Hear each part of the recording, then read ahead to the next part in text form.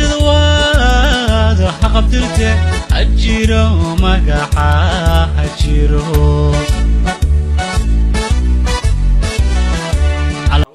Soomaaliya, Somaliland, Djibouti marka xagga academic laga hadlayo contextka aynu ku wada naal ayaa khasab ka dhigaya inaynu wada shaqeyno marka aynu doonayno inaynu isbedel ku sameeyno ummadeena waa ummad isku xidhan weey noloshooda isku xidhan dhaqaalaha isku xidhan sida ka warhaysaan waa dad meel ku wada beeran xanuunada isku gudbaya isu xanuun ah bii'adeena environmentka isku xidhan marka wadajir hadii loo shaqeyn waayo oo kala jir loo shaqeeyo waa mid walba halkiisa ku baqtiyo un weey meelaha aynu ku liidano marka Soomaalida laga hadlayo guud ahaan waxa kamid ah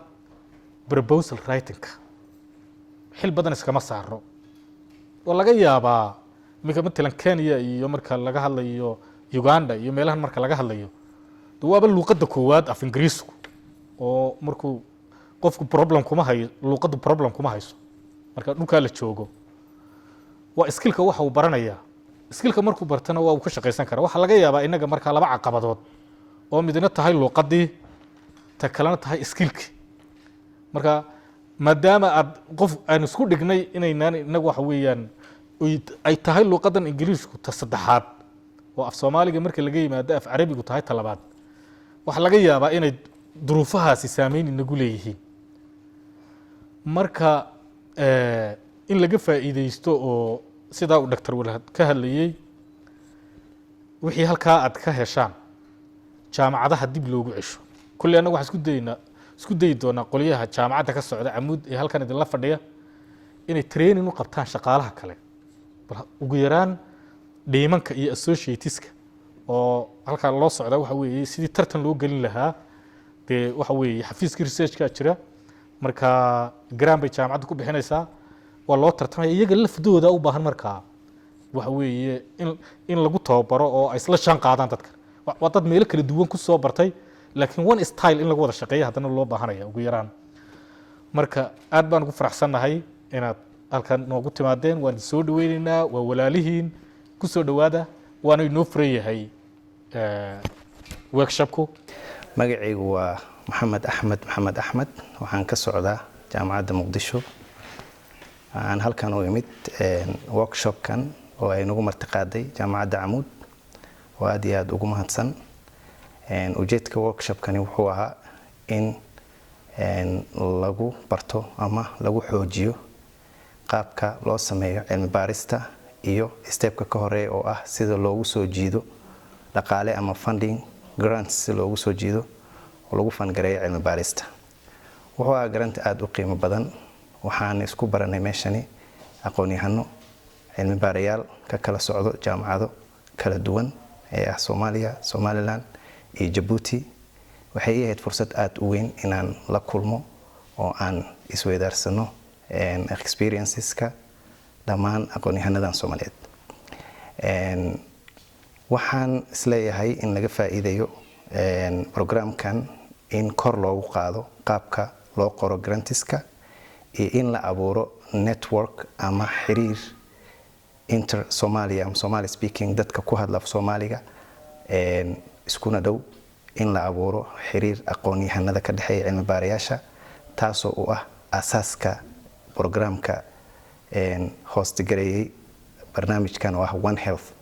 magacaygu waa Leyle Maxamed Xasan ka socota jaamacadda Nugal University Faculty of Health Science Department of Clinical Health waxaan u mahadcelinayaa jaamacadda Amuud University oo qabatay workshop kan One Health jaamacadda ay ka kaashanaysaa Liverpool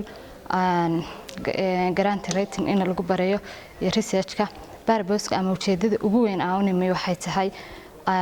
inaan skills ka helo capacity of writing oo kale hadhow si aan wax u qorno oo kale hadhowna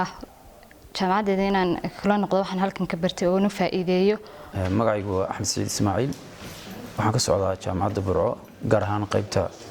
veterinary medicine and animal production ka waxaan ka soo qayb galay workshopkan oo ka socda jaamacadda Camuud loogu talagalay in lagu daraaseeyo qaabka loo qorto garaanka waxaan filayaa ama aan ka rajaynayaa workshopkan in aan awood u yeesho in aan qoro grant project proposal fiican oo aan ku guuleysan karo magacaygu waa Farxaan Cumar waxaan ka socdaa jaamacadda Adal Medical University ku taala magaalada Boorama kulankan wuxuu ahaa kulan aad iyo aad u qiimo badan waxyaabo badan oo cilmiya aan ka kororsaday aan isbaranayna jaamacado badan oo runtii aanan chance u heleen haddii aanan maaragtay aan la qaban madashan aan la isugu iman dhamaadka kulankan insha Allah jaamacadaydii iyo gobolka iyo dalka guud ahaan intii aan gaadho waan uga faa'iideyn doonaa insha Allah magacayguna waa Badre Cismaan Faarax waxaan ka socdaa jaamacadda Hargeysa qaybta caafimaadka ujeedada aan u nimid barnaamijkan u joogno waxa weeyaan ka qayb qaadano sidii loo qori lahaa marka researchada la qoray sidii fan ama lacag loogu raadin lahaa maadaama aynu wadankeenu kala saalhanaynaan marka qaar awood u lahayn marka cilmi baarisyada ama researchada la sameeyo inaad fanki iyo kharashka ku bixi lahayd sameeyso inaan baranno sidii kharashkaasi loo dalban lahaa si loo qoran lahaa proposals si grantska loo sameyn lahaa runtii jaamacadda Camuud hawsha noo soo abaabushay aad baan ugu mahadcelinaynaa waxaan rajaynayaa inaan ka faa'iidi doono workshopkan cilmi badan maadaama dad fara badan oo meelo kala duwan iskaga yimid cilmiyo iyo aqoon durugsan u leh waxaan laga hadlayna meesha aan ku kulanay kow naftayda in aan fiici doonto aanan kala tagi doono wax badan oo marka hore iga dhinaa number 2 inaan kula noqon doono cilmiga halkan aan ka faa'iido jaamacadaydii iyagana aan u sii gudbin doono iyo qodobka saddexaad oo ah in wadanka oo dhan maadaama baahi badan u qabno cilmi baarisyo kala duwan in la sameeyo welina ay bilow inagu yihiin inaan ka qayb qaadan doono insha Allah sidii wadanka cilmi baarisyo kala duwan looga sameyn lahaa